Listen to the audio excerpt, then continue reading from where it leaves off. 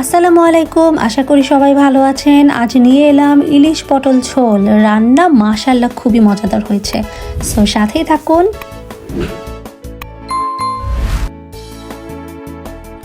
এখানে নিয়েছি কিছু পটল, একটি আলু এবং একটি বেগুন। পটলকে কিন্তু ইলিশের সবজি বলা হয়ে থাকে। আর নিয়েছি একটি মাঝারি সাইজের ইলিশ মাছ। ইলিশ মাছটি আমি খুবই ভালো করে পরিষ্কার করে নিয়েছি। এবার গরম পাত্রে তেল দিয়ে তাতে একটি পেঁয়াজ, কিছু কাঁচামরিচ, সামান্য রসুন কুচি দিয়ে হালকা ব্রাউন করে নিচ্ছি। এরপর কিছু জিরা ছিটিয়ে দিলাম, তারপর কালি জিরা। এগুলো শরীরের জন্য যেমন ভালো তেমন স্বাদ বাড়িয়ে দেয় বহুগুণ। আমি তো নিয়মিত কালিজিরা খাই, আপনারাও খাবেন, এটি খুবই উপকারী। তারপর পরিমাণ মতো লবণ দিলাম।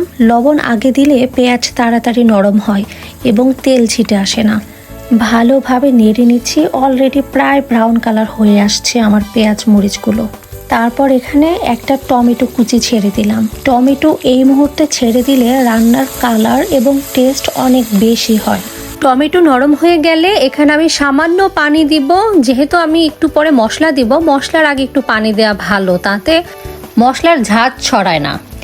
তারপর একে একে 1 spoon garlic powder, 1 spoon ginger powder, 2 spoon chilli powder, 2 spoon turmeric powder দিয়ে নেড়ে মিশিয়ে নিচ্ছি। ভালোভাবে নেড়ে মশলাটা আগে কষিয়ে নিতে হবে। খেয়াল রাখতে হবে যাতে মশলা পুড়ে না যায়। এখন ভালো মতো মশলাটা কষানো হয়ে গেছে, দেখতে পাচ্ছেন কত সুন্দর কালার আসছে। আমি মাছগুলো ছেড়ে দিচ্ছি।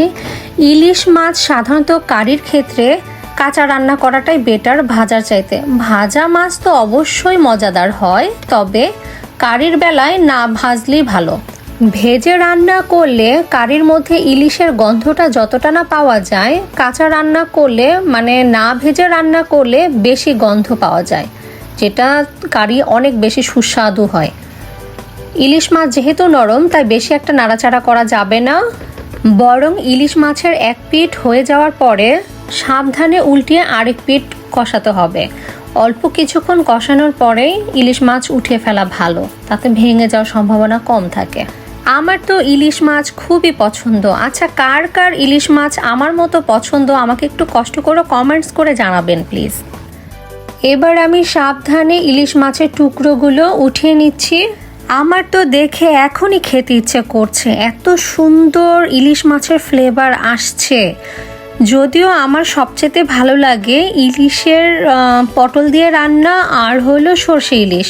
আর ইলিশ ভাজাও আমার খেতে ভালো লাগে, তবে পটলের সাথে হলে তো কোনো তুলনাই হয় না। আমি খুবই পছন্দ করি পটল ইলিশের ঝোল। এরপর আমি এখানে সবগুলো সবজি ঢেলে দিব। আগেই বলেছি এখানে আমি সবচেয়ে বেশি পটল নিয়েছি, একটা আলু আর একটা বেগুন।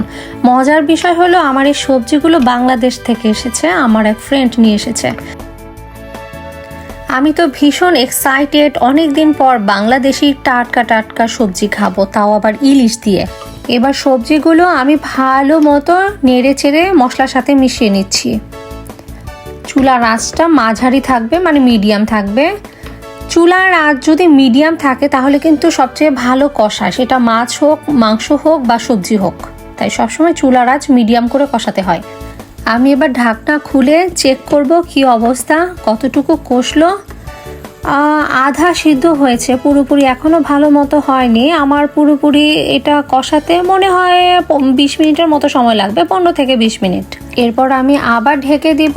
তারপর আবার 5-10 মিনিট পরে আমি আবার চেক করব কি অবস্থা।